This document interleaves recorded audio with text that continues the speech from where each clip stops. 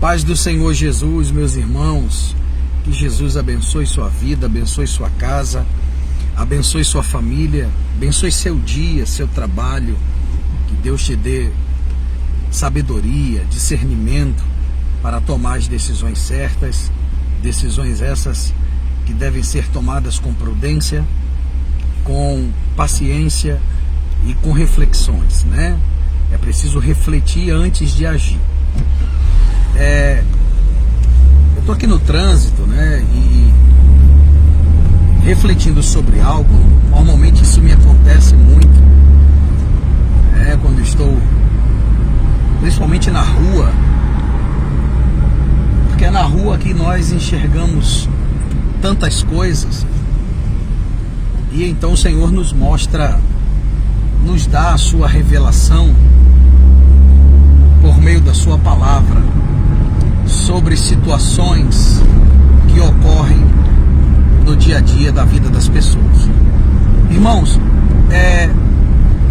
no livro de Apocalipse você verá Jesus falando algumas vezes sobre quem tem ouvidos, ouça o que o Espírito diz às igrejas. Quem tem ouvidos, ouça o que o Espírito diz às igrejas. Quem tem ouvidos? Por que Jesus usa essa afirmação? Por que ele afirma isso? Por que ele diz isso? Porque ouvir é diferente de escutar. Qual é a diferença, Bispo Elias? Ouvir é prestar atenção, é dar atenção ao que está sendo dito ali. Existe uma atenção voltada ao que está sendo dito. E escutar, você escuta muitas coisas, ao mesmo tempo o homem tem essa habilidade de ouvir muitas coisas ao mesmo tempo. Porém, queridos irmãos, ouvir não é o mesmo que escutar. Por que muitas pessoas estão sofrendo? Estão sofrendo, antes de tudo, eu quero que você entenda isso, estão sofrendo porque não é porque elas não têm fé. Elas têm fé, elas acreditam em Deus, mas por que estão sofrendo tanto? Paulo vai dizer que existe dois tipos de sofrimento. O apóstolo Paulo diz que há pessoas que sofrem porque não se entregaram ainda a Cristo, porque não obedecem os seus mandamentos, porque seus corações são duros. Então, o sofrimento sem Cristo é diferente de um sofrimento com Cristo. O sofrimento com Cristo tem um propósito. Existe um propósito no meio daquele sofrimento que acrescentará algo de bom para a nossa vida espiritual, para o nosso caráter, para a nossa maturidade. E o sofrimento sem Cristo, embora traga também lições, ele não acrescenta dádivas, ele não acrescenta bênçãos espirituais. Por quê? Porque ele foi gerado justamente pela ausência de Cristo. Diferente do sofrimento que Deus permite em nossa vida quando estamos com Cristo. Jesus, ele chega a dizer: no mundo tereis aflições, mas tenham bom ânimo. Você está entendendo o checkmate aí, digamos assim, se eu posso usar essa expressão, da questão? Porque no mundo tereis aflições, mas tende bom ânimo. Entenda uma coisa, o ânimo, ele é o agente motivador do ser humano. Uma pessoa sem ânimo, ela não produz direito. Ela até produz, mas não direito. Ela não produz com qualidade. Jesus está dizendo, olha, no mundo tereis aflições. E essa mensagem sobre ter aflições, vocês terão aflições, Jesus estava falando para quem? Jesus estava falando para quem? Qual era a mensagem de Cristo ali? Para a igreja, para os discípulos, para os servos, para os filhos do reino. Ele está dizendo, olha, mas tenham bom ânimo. Não, ele não está dizendo que virá um ânimo extra. Ele não está dizendo que virá algo extra para te animar. Ele está dizendo, olha, tenham bom ânimo. Jesus está falando aqui, Jesus está tratando aqui de decisões, de uma decisão particular de cada pessoa. Vocês vão ter aflições, mas tenham. É algo particular. É algo que eu posso prover. É algo que eu posso ter se eu decidir ter. Se eu decidir naquele momento me animar, certo? Mas, Bispo Elias, normalmente uma pessoa fica animada, o ânimo é provocado por uma conquista, por uma coisa boa, exatamente. No caso do Filho de Deus, no caso dos cristãos, no caso daquele que entregou sua vida a Cristo, qual é o agente motivador do crente, do cristão? É o próprio Cristo. Então, nesse caso, quando Jesus disse, olha, no mundo vocês terão aflições, mas tenham bom ânimo. Eu posso ter bom ânimo, por quê? Porque eu tenho Jesus em minha vida. Jesus morreu por mim. Jesus me salvou, eu era um condenado, eu era um perdido. Jesus pagou a minha dívida e me fez amigo de Deus.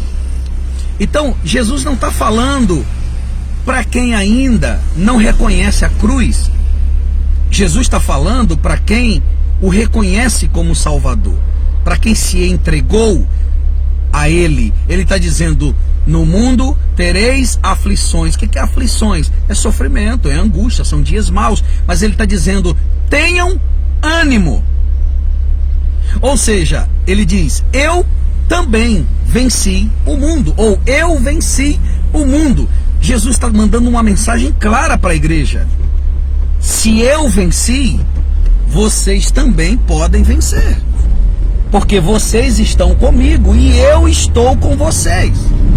Então vocês também vão vencer da mesma forma que eu venci. Por isso Jesus fala em João 15, se permanecerdes em mim e as minhas palavras permanecerdes em vós, pedireis o que quiserdes e vos será feito. Ele, lá no verso 5 do capítulo 15 de João, ele diz, olha, sem mim nada podeis fazer. Nada podeis fazer. Mas com ele os frutos aparecem. Então, se Jesus está dizendo, olha, no mundo vocês vão ter aflições, Jesus já alertou a igreja que segui-lo não é fácil. Ele está dizendo, vocês vão passar por aflições. Então não é para mim ficar perplexo com aflições. Eu vou perceber o sofrimento? Claro que eu vou perceber o sofrimento. Eu sou humano. Você é humano. Mas eu tenho que lembrar do que Jesus disse. Jesus disse, tenham bom ânimo. Eu venci o mundo. Vocês aprenderam comigo. Vocês têm o meu exemplo. Eu tenho ensinado a vocês. Por isso também João 15,3, ele diz assim, vós estáis limpos pela palavra que vos tenho dito. Irmãos, olha que interessante, naquela passagem de Jairo, que era um dos principais da sinagoga, ele vai procurar Jesus porque a filha dele estava doente. Ele tinha uma questão que ainda tinha ali aos olhos humanos, tinha solução, porque enquanto há vida, há esperança. Isso falando de forma humana, porque para quem está em Cristo, tudo é possível ao que crê. Mas dentro da visão humana, enquanto há vida, há esperança. Morreu já era, nem sempre. Não é à toa que muitos ressuscitaram, mas também se morrer fisicamente vai continuar vivo, porque estava em Cristo. E Jesus disse que quem crê em mim, ele disse, ainda que morra, viverá. Irmãos, olha que interessante. Jairo vai procurar Jesus, e quando ele alcança Jesus, ele diz: Senhor, olha, eu preciso da sua ajuda. A minha filha está muito doente, me ajude. Ele mostrou um desespero ali, me ajude. Eu acho interessante porque, como Jairo era um dos principais, ele dirigia uma sinagoga, ele sabia que o Sinédrio odiava Jesus e não reconhecia a autoridade de Jesus. Ele passa por cima do seu orgulho, ele passa por cima, até mesmo, ele corria o risco de perder o seu lugar, a sua cadeira ali no Sinédrio. Por quê? Porque foi procurar aquele que era inimigo, digamos assim. Para o Sinédrio, Jesus era um herege, Jesus era um inimigo. Então, ele passa por cima de tudo que ele considerava importante, né, por amor à filha dele, e procura Jesus. Ou seja, no fundo ele sempre reconheceu que Jesus era um homem santo, um homem de Deus, né? Ele poderia não reconhecer Jesus como o filho de Deus, mas reconhecia ele como um homem santo, tanto que, e como Rabi também, não só ele, como Nicodemos também reconhece Jesus como um Rabi. E o que acontece? Ele vai procurar Jesus, e Jesus ouve a declaração dele, que a filha dele estava doente, e diz: tá bom, Jairo, vamos na sua casa, vamos lá, eu vou até a sua filha e nós vamos resolver essa questão. E ele começa a caminhar com Jesus. Primeiro ele busca Jesus, ele se prostra, ele busca Jesus, e ele caminha com Jesus, ele começa a caminhar com Jesus. No meio do caminho, os servos da casa de Jairo, eles avisam a ele, né? Chegam para ele e dizem assim: olha, não incomodes mais o mestre, porque eu vim agora da casa do Senhor, e a sua filha acabou de falecer. Então essa foi, digamos assim, a palavra que acabou com as esperanças de Jairo. Naquele momento Jesus interrompe. Jesus imediatamente traz de volta o foco de Jairo. Ele diz: Jairo, não temas, crê somente. Veja, Jairo, não temas. Mas peraí, eles deram a notícia que a menina morreu. Mas Jesus está dizendo: não temas, crê somente. Em outras palavras, você não veio me buscar, você veio até mim. Então, por que parar no meio do caminho, Jairo? Vamos até a sua casa, você não veio me buscar? Não temas, crê somente.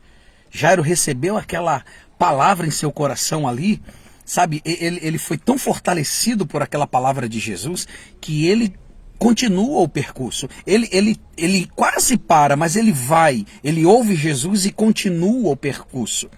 Jairo, naquele momento, experimenta uma grande aflição. Por isso, Jesus disse: no mundo tereis aflições, mas tem de bom ânimo. Olha quem foi que deu ânimo ao próprio Jairo ali. No momento da aflição, está vendo o que é o sofrimento sem Cristo e o sofrimento com Cristo?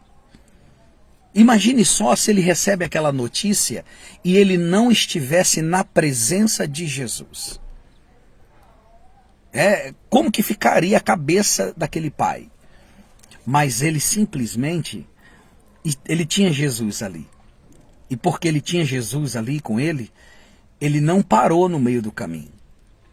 Ele ouviu o que Cristo disse e continuou o percurso.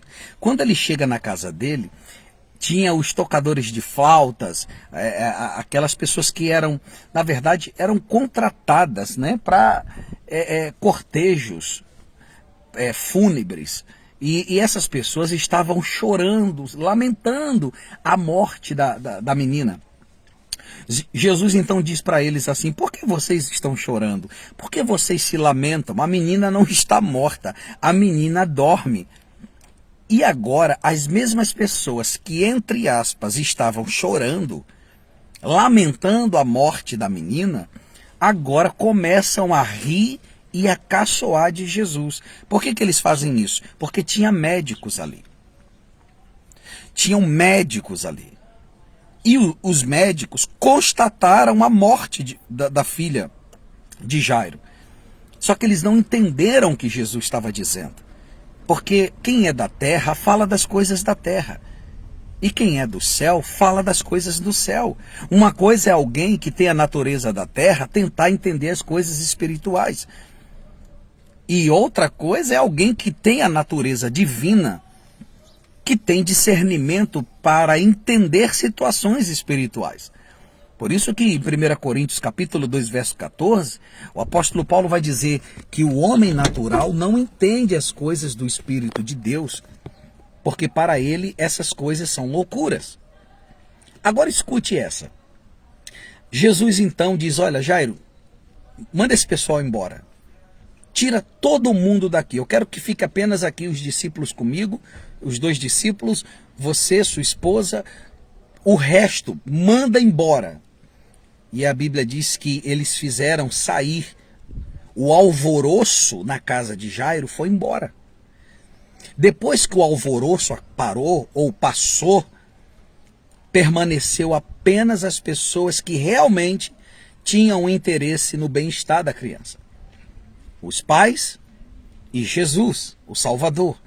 Então Jesus pega a mão da criança e diz, Talita cumi, ou como alguns, eu não sou perito no hebraico, mas alguns na pronúncia, né? E alguns falam talitar cumi, eu não sei qual é a pronúncia correta. Eu só sei que no texto aparece talita cumi, que quer dizer, menina, eu te mando, levante-se. E a menina abre os olhos e se levanta. Eu fico imaginando a alegria de Jairo e da sua esposa, vendo a sua filha ressuscitar, sua filha que estava morta. Sabe, naquele momento ali, Jesus revela a sua natureza divina para Jairo e para sua esposa. E Jairo era um homem influente. Não pense que aquilo ficaria apenas entre eles. E Jesus disse, olha, dê algo para comer a ela. Deem algo de comer para essa menina. E depois dali, quando a menina aparece, aqueles que estavam do lado de fora ficaram espantados, ficaram aterrorizados com o que estavam vendo. Inclusive aqueles que atestaram a morte da menina. Então, eles foram impactados. Na verdade, Jesus não ressuscita ali apenas a filha de Jairo. A ressurreição da filha de Jairo foi física. Mas ali, pessoas foram ressuscitadas espiritualmente. O mesmo aconteceu na ressurreição de Lázaro. O mesmo aconteceu na ressurreição da filha da viúva ali de Naim. Entende isso? Então, veja que a aflição chegou em Jairo, mas ele não parou. A natureza dele queria que ele parasse. Sabe, pessoas queriam que ele parasse. Qual é a primeira coisa que os servos de Jairo falam para ele na frente de Jesus? Não incomodes mais o mestre. A tua filha morreu. É mais ou menos assim. Se conforme.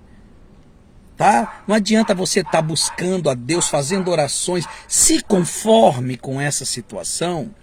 Mas a Bíblia diz, não vos conformeis com este século, mas transformai-vos pela renovação da vossa mente. A transformação começa aqui. Até ela chegar no externo, no interno e no externo, ela começa aqui, na mente. Você precisa ter isso em mente. Jesus, primeiramente, ele queria se revelar para as pessoas. Os milagres que ele fazia era para mostrar quem ele era. Os milagres estavam revelando a natureza divina dele. Entende isso? Queridos irmãos, muitos estão desistindo. Muitos estão, e outros estão sofrendo, estão pedindo ajuda ao Senhor, estão pedindo um milagre, estão pedindo para Deus salvá-los, para Deus consertar situações, mas eles ainda não perceberam a mensagem de Cristo. O que é evangelho de verdade? Irmãos, ao invés de você se preocupar com a sua vida financeira, se preocupar com outros assuntos, eu sei que são assuntos que requerem atenção. Eu sei. Quem é que quer lidar com separação, problemas no casamento, com contas a pagar? Isso é uma realidade desse mundo que não se pode negar. Mas Jesus, ele ensina que é preciso priorizar o reino de Deus. E esse é o tipo de mensagem que é difícil de entrar na cabeça das pessoas. E por isso que nós temos tantos crentes, tantas pessoas, as igrejas, muitas das vezes você vê uma igreja lotada, você vê uma igreja cheia, mas se você conversar com aquelas pessoas, sente ali um dia para conversar com aquelas pessoas, pergunte para elas, faça uma pesquisa da igreja. A senhora veio no culto hoje para quê? O que a senhora quer de Deus? Ah, eu quero a bênção para minha família. Ah, eu quero a bênção para isso. Ah, Olha, se você entrevistar 100 pessoas, talvez você encontre uma no meio dessas que diga assim: eu vim buscar a presença de Deus, o reino de Deus, porque eu quero conhecer a Deus, eu quero ser cheio do Espírito Santo. Isso é raro, porque a noção hoje de evangelho é que Deus é alguém, para muita gente, Deus é alguém que resolve problemas.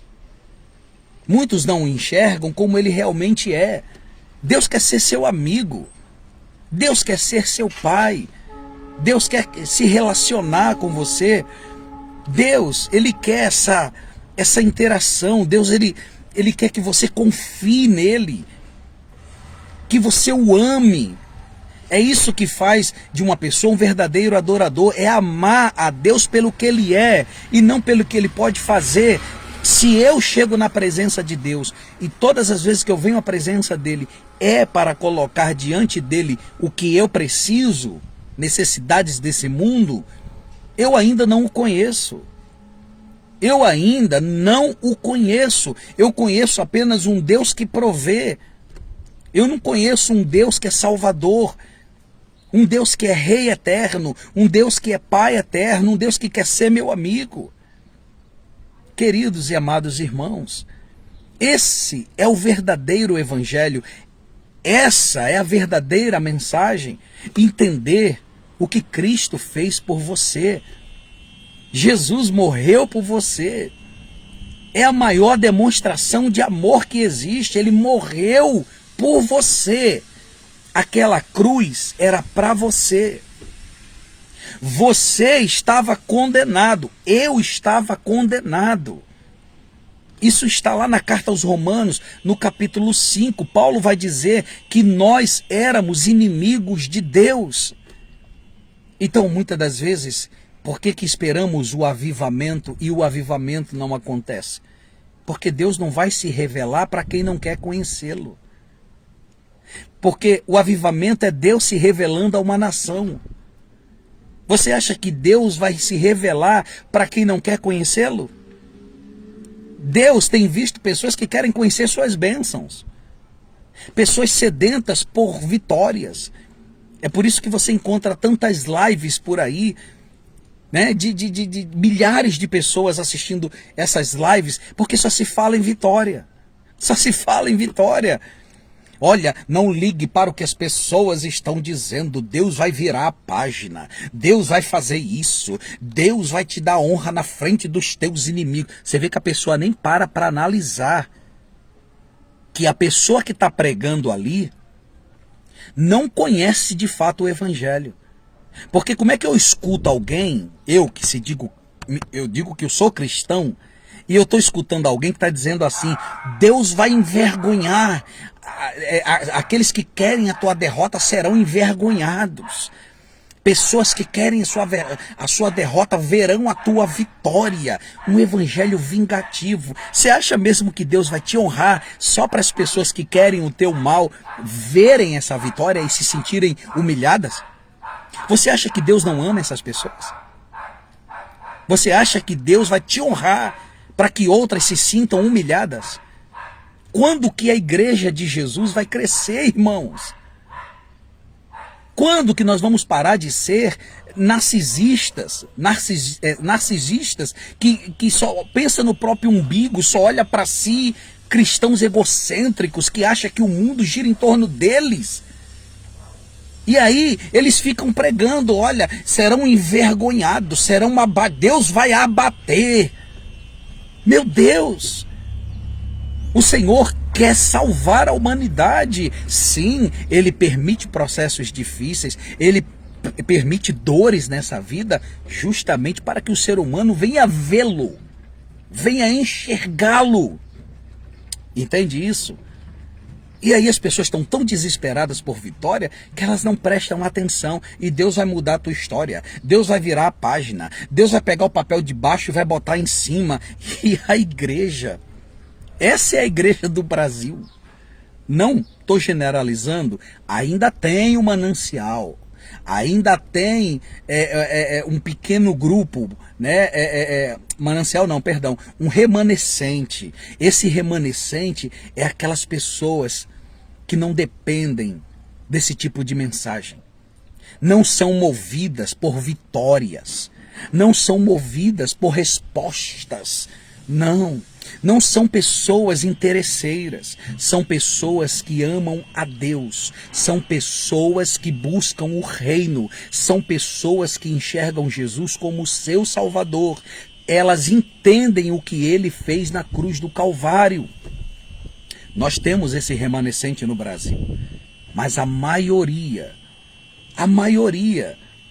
está sendo manipulada, está sendo conduzido a um evangelho de expectativas terrenas. E aí muitos estão se frustrando. Eu vi uma pesquisa do IBGE, estava dando estudo agora essa semana no Passo da Pátria sobre os profetas menores. E ali eu citei para eles um estudo, né, perdão, foi na igreja do pastor Leandro, né, não foi no Passo da Pátria, no estudo das 7 igrejas. Eu dei para eles um censo do IBGE sobre, eles fizeram uma pesquisa nas igrejas sobre o crescimento evangélico no Brasil e aqueles que se desviam. Irmãos, olha, há alguns anos atrás, coisa de 5, 6, 7 anos atrás, havia 4% de desigrejados. 4%. Agora, em 2021, já temos 10% de acréscimo. Agora são 14% de pessoas desigrejadas que se desviaram, não saíram da igreja, não foram para outras igrejas, saíram do evangelho. 14%.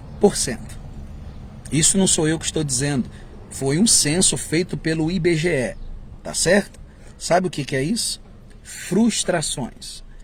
Se você hoje não se interessa em de fato conhecer a Deus, aprender através da Bíblia, das Escrituras, sobre o plano de salvação, sobre a vida eterna, sobre o sacrifício de Jesus, se você não se interessa, se isso não é do seu interesse, porque tudo que você quer é movimentos, o que te interessa é estar dentro de uma igreja louvando, tendo oportunidade, o que te interessa é ir no culto da irmã Josefina, porque ela é conhecida como a irmã da revelação, você nunca conheceu Jesus. E corre um grande risco de se frustrar e até mesmo de se separar de Deus eternamente. Sabe por quê? Porque você não tem priorizado a palavra. Há um texto na Bíblia que diz que aquele que rejeita os mandamentos do Senhor também serão rejeitados por Ele. Quem rejeita a palavra é rejeitado por Deus. Irmãos, a igreja precisa amadurecer. Há um sincretismo dentro das igrejas. Sabe o que é sincretismo? Mistura. Espírito de demônios enganando as pessoas. Falsas línguas estranhas. Falsos movimentos dentro das igrejas. Pessoas que vivem na base de revelação, porque o Senhor... E é engraçado, porque todos eles agem da mesma forma. Já prestou atenção?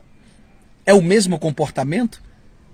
Sabe, a entonação de voz, as mesmas, começa com as mesmas frases de efeito. Já observou isso? Ei, é sempre um ei.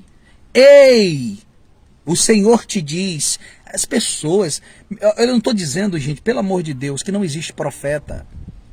Eu já conheci e conheço profetas, homens que eu sei que Deus usa, mas eu não vejo esse show. São pessoas simples. Pessoas que chegam para você e dizem assim, olha, Elias, o Senhor falou comigo nessa madrugada, eu estava em oração. E eu tenho uma mensagem dele para o Senhor. É assim, assim, assim, assim, assim, assado. Tá bom? Faça isso. É ordem de Deus. E você sabe que é Deus.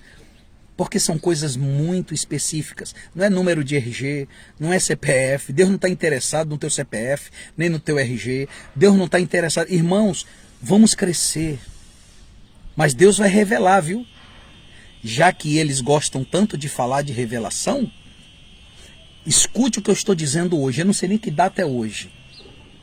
Escute o que eu estou dizendo para você. Na data de hoje, vocês vão se lembrar. Deus vai desmascarar todos eles. Tudo que está escondido vai aparecer. Viu? Porque ninguém zomba da palavra de Deus. Ninguém zomba, ninguém usa o nome do Senhor em mentiras e sai ileso. Ninguém. A própria palavra de Deus diz que Deus não se deixa escarnecer. De Deus não se zomba.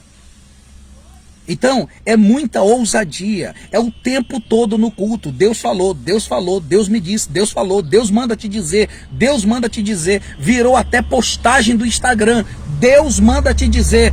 É mais fácil, olha, diga o seguinte, a palavra de Deus diz, use a Bíblia, meu filho, use a Bíblia.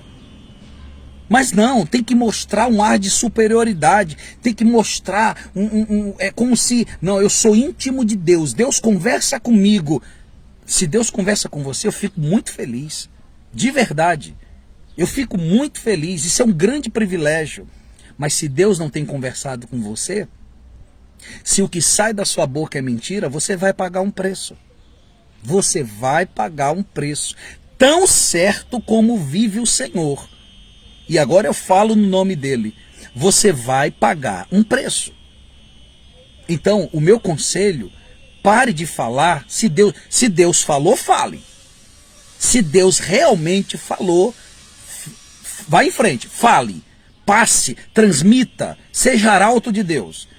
Mas se Deus não falou, é melhor você ficar calado do que você abrir sua boca e mentir em nome do Senhor para mostrar uma falsa unção, para mostrar uma falsa autoridade, para se autovalorizar.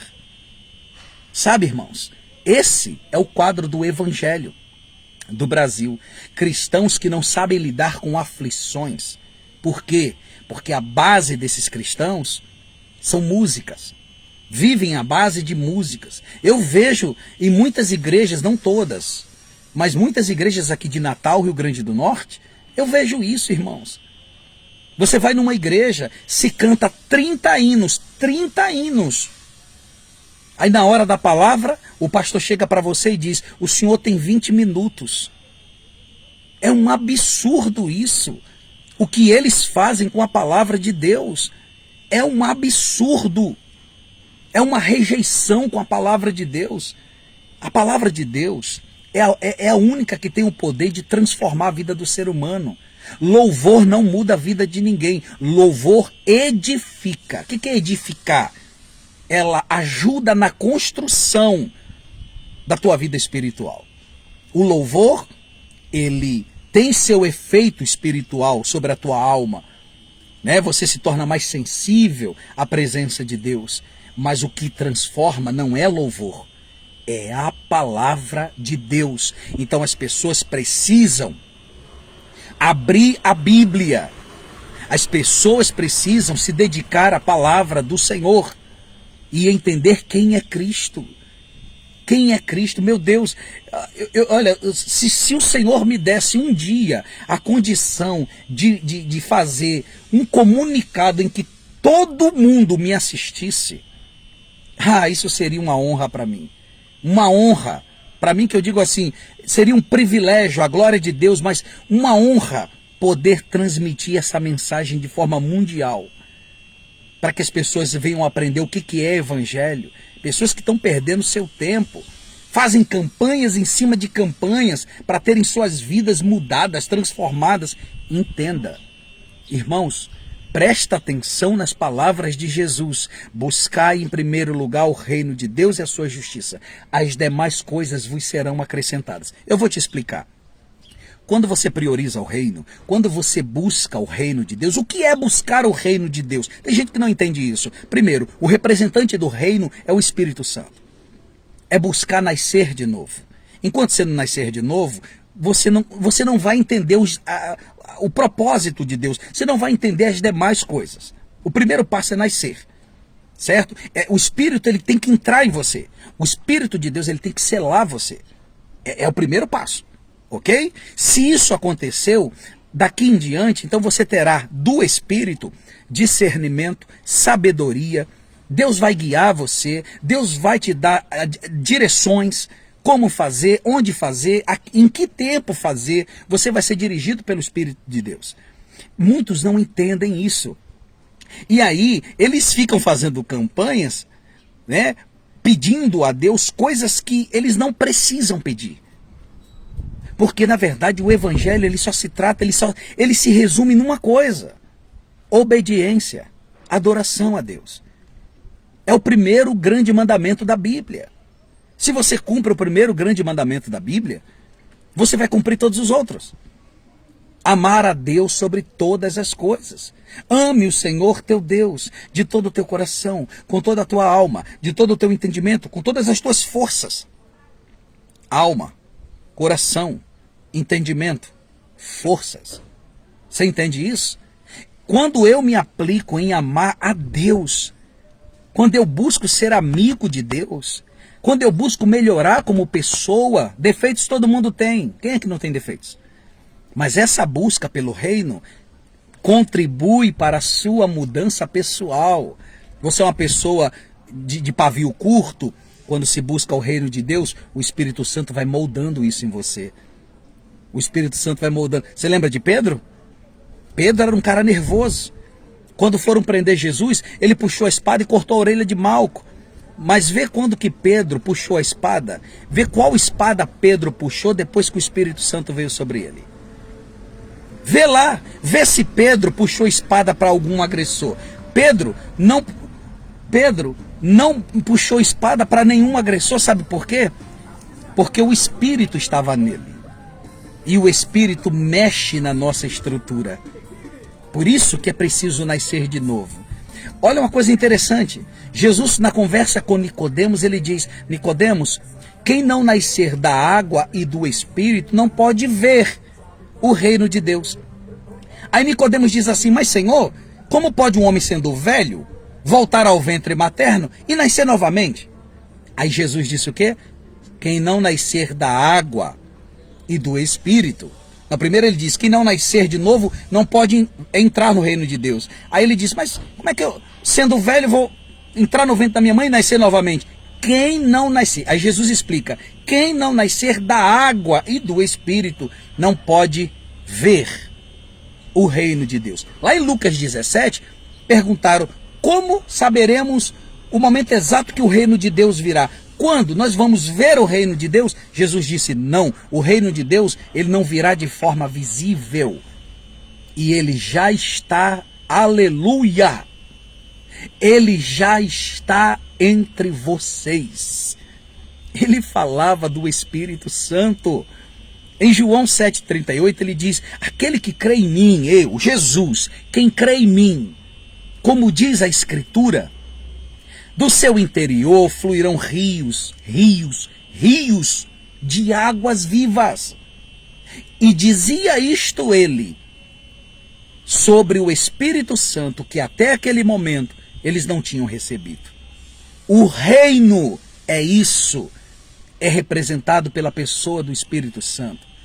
Paulo, na carta aos Romanos, no capítulo 8, no verso 16, ele diz: e o próprio Espírito de Deus testifica com o nosso espírito que somos filhos de Deus. Também no mesmo capítulo 8, Paulo vai dizer que aquele que não tem o Espírito de Cristo, esse tal não pertence a ele. Lá na carta aos Efésios, capítulo 1 e capítulo 4, Paulo fala sobre o Espírito. No capítulo 1 e no capítulo 4, mas no capítulo 4, Paulo vai dizer que o Espírito Santo é a marca de propriedade de Deus no homem. E é a garantia de que o homem será liberto e entrará na vida eterna. É o Espírito Santo. Quando é que a igreja vai entender isso? Meu Deus, como é difícil as pessoas entenderem isso. Por isso que nós temos um evangelho tão conflitante, um evangelho tão confuso, um evangelho com pessoas... A estrutura dos cristãos de hoje é muito, mas é muito fraca. Me perdoe, irmãos, eu estou me incluindo nisso. Porque nós precisamos nos arrepender. Nós precisamos olhar para o que Jesus passou, os seus servos passaram. Veja o grau, a estrutura psicológica, emocional e espiritual daqueles homens. Paulo estava acorrentado, ensanguentado, amarrado pelos pés e pelas mãos, em um tronco dentro de uma prisão. E ele disse: a nossa leve e momentânea tribulação nos trará grande peso de glória. A nossa leve. Entende isso, irmãos? E hoje, por qualquer coisa, a gente fica triste. Quer abandonar tudo, eu vou chutar o balde. Irmãos, não tem para onde correr. Só existe um caminho. E o caminho é Jesus. O Brasil só vai passar por um avivamento quando eles buscarem, se esforçarem. Tá? Eles estão achando que isso aí é avivamento? Tem gente que acha que o Brasil está passando por um avivamento. Estão enganados. Isso não é avivamento. Avivamento, como disse Billy Graham, avivamento não é descer a rua com tambores, com instrumentos, com barulho. Avivamento é descer ao Calvário com choro, com lamento e com pranto. Isso é avivamento. Não confunda avivamento com barulho. Não confunda avivamento com show. Não confunda avivamento com o que vem acontecendo no cenário brasileiro. Não confunda. E aí quando acontece algo, quando acontece uma catástrofe, quando alguém morre, e aí fica essa polêmica, fica... Tão espantado por quê? A morte para quem está em Cristo é lucro. É lucro. O verdadeiro cristão não tem medo da morte. O verdadeiro cristão sabe o que aguarda ele. Entende isso? Não resta dúvidas no coração dele, porque ele sabe para onde ele vai. Não porque ele merece. Ninguém entra no céu porque merece. O céu está cheio de pecadores que se arrependeram. E o inferno está cheio de pecadores que rejeitaram a graça. Não se trata de mérito. Vós sois salvos pela graça, não por obras, para que ninguém se vanglorie, disse Paulo. Entende isso? Queridos e amados irmãos, eu faço um apelo, como eu queria que esse vídeo chegasse em todo mundo. Mas eu sei que tudo é possível, né? Mas temos que ter paciência. Temos que ter paciência porque parece que há tampões nos ouvidos das pessoas que não deixa as pessoas ouvirem, sabe? Não deixam, elas não ouvem. O que elas querem ouvir é: eis que te digo, e Deus me revela, eu vejo anjo, eu vejo bandeja de ouro, eu vejo uma honra, eu vejo isso. Eu só não vejo a esses profetas dizendo: arrependam-se dos seus pecados. É interessante. Por que eles não pregam isso? Alguns pregam. Como eu disse, nós não podemos generalizar. Tem homens de Deus, tem mulheres de Deus. Eu já vi. Mas é muito raro. A maioria é vitória. 2 horas de live. Vitória, vitória. Deus tem vitória. Deus vai pegar a humilhação e transformar em honra. Ah, é? Você acha que Deus está preocupado em só te abençoar? A preocupação de Deus é te abençoar. Deus não tem preocupação. A única preocupação de Deus é te abençoar. Deus não está preocupado em moldar teu caráter, né? Deus não está preocupado em que você seja cheio do Espírito. Deus não está preocupado. Deus só tem essa questão. Deus só quer te honrar. É preciso se arrepender, irmãos. Inclusive vocês, pregadores. Não, essa mensagem aqui não é para todos os pregadores. Eu não estou pregando para quem já prega a mensagem da cruz. Eu estou pregando para você que quer ganhar público, que quer ganhar seguidores. Você que só quer prestígio, você quer holofotes. Você acha que eu quero holofotes? Você acha que eu quero holofotes? Você está vendo o tipo de mensagem que eu prego aqui, irmãos? Você acha que eu quero seguidores? Eu não estou nem aí para seguidores, irmãos. Eu não estou nem aí. Se as pessoas vão assistir isso aqui e vão sair do meu Facebook, vá em paz. Eu não estou nem aí. Eu não estou aqui para seguidores, não. Eu quero que vocês sigam ao Cordeiro. Sigam a Cristo. Não é a mim que você tem que seguir, não. Mas infelizmente, irmãos, eles querem holofotes.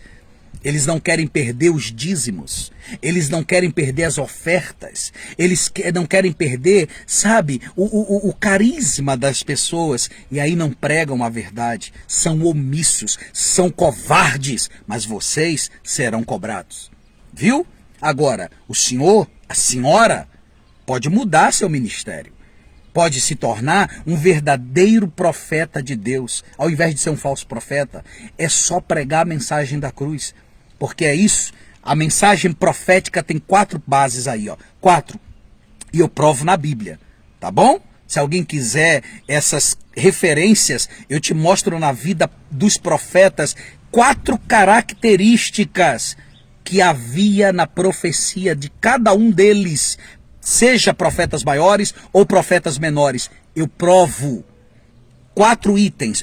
Eu poderia citar mais, eu só vou citar 4 aqui. E você que está me assistindo, preste atenção quando alguém começar a profetizar. Porque numa profecia tem que ter isso aqui, ó. Realinhamento, restauração, exortação, arrependimento. Ok? Então eu vou explicar para você. Se não houver arrependimento, não pode haver um realinhamento. Ok? Mas se houver arrependimento, haverá um realinhamento. E um realinhamento trará, preste bem atenção, trará restauração. Ok? Então o arrependimento gera realinhamento, o realinhamento gera restauração. A exortação foi o que levou as pessoas, é o que leva as pessoas ao arrependimento. Então eu vou colocar em ordem. Exortação gera arrependimento. Arrependimento gera realinhamento. Realinhamento gera restauração. Só vou citar para você um verso, né? Um capítulo. 2 Crônicas, capítulo 7, verso 14. Se o meu povo, que se chama pelo meu nome, atenção, é uma exortação, se humilhar, ok? Orar e buscar a minha face, e se arrepender dos seus maus caminhos, então eu ouvirei dos céus, perdoarei seus pecados, sararei sua terra. Restauração. Ok? Não pode haver restauração se não houver arrependimento. Se houve arrependimento, haverá um realinhamento. Porque quem se arrependeu muda de direção. Não tem como você dizer que se arrependeu e você continua praticando as mesmas coisas. Arrependimento gera realinhamento, uma mudança de vida. Você começa a andar na linha, de forma justa, na presença do Senhor. Isso vai levar você a uma restauração. Tá bom? Essa é a mensagem do Senhor. Isso eu posso dizer para você, que assim diz o Senhor, porque está na Bíblia. Ele disse, 2 Crônicas, capítulo 7, verso 14. Agora eu posso abrir a boca e dizer, assim diz o Senhor. Porque a Bíblia diz isso. Tá ok? Então, é hora de se arrepender. Brasil, cuidado, mude de direção. Mude, esquece esse evangelho de elementos. Esquece, se o teu pastor não prega a mensagem da cruz, se o teu pastor, sabe, não tem levado você ao reino celestial, mas ao reino terreno, meu conselho humildemente para você, sai fora. Sai, não procure uma igreja próximo da tua casa, procure uma igreja próximo da Bíblia. Tá certo? Procure uma igreja onde as pessoas adorem a Deus, onde as pessoas aprendem todos os dias sobre Jesus Cristo, sobre a importância de ser cheio do Espírito Santo. No dia que você ouvir um pastor pregando isso, essa é a igreja para você congregar. É esse o evangelho que você tem que ouvir. Mas se você permanece numa igreja que prega um evangelho contrário, só porque você gosta do pastor, você vai receber a mesma recompensa que ele. Porque ele prega um falso evangelho e você o apoia. Não esqueça de Eli. Eli não cometeu pecado. Eli não se prostituiu. Eli não fez nada de errado. Eli, na verdade, ele fez algo errado, né? Ele viu que os filhos estavam fazendo no templo de Deus e não tomou atitudes ali para resolver aquilo. Então Deus puniu Eli e puniu a casa de Eli. Ou seja, Deus não puniu só os ofensores, Deus também puniu os prevaricadores. Ok? Então você que financia um evangelho falso, um evangelho de elementos, um evangelho que não leva as pessoas ao arrependimento, você é pior do que esses profetas. Porque pior do que o traficante, pior, eu não estou agora contra o traficante, eu estou falando sobre a vida que ele leva. O traficante é amado por Deus, mas Deus odeia o tráfico. Ok? Deus ama o pecador, mas odeia o pecado. Então pior do que o traficante que vende drogas é quem compra. Tá certo? Eu tenho que falar a verdade para você. E isso não me interessa quem vai gostar, se vai gostar. Não me interessa. Quer me excluir? Exclui aí, meu filho. Exclui. Eu estou pregando. Se você já ouviu depois de me excluir, não adianta mais. Está registrado no livro de Deus que você me ouviu. Você foi advertido.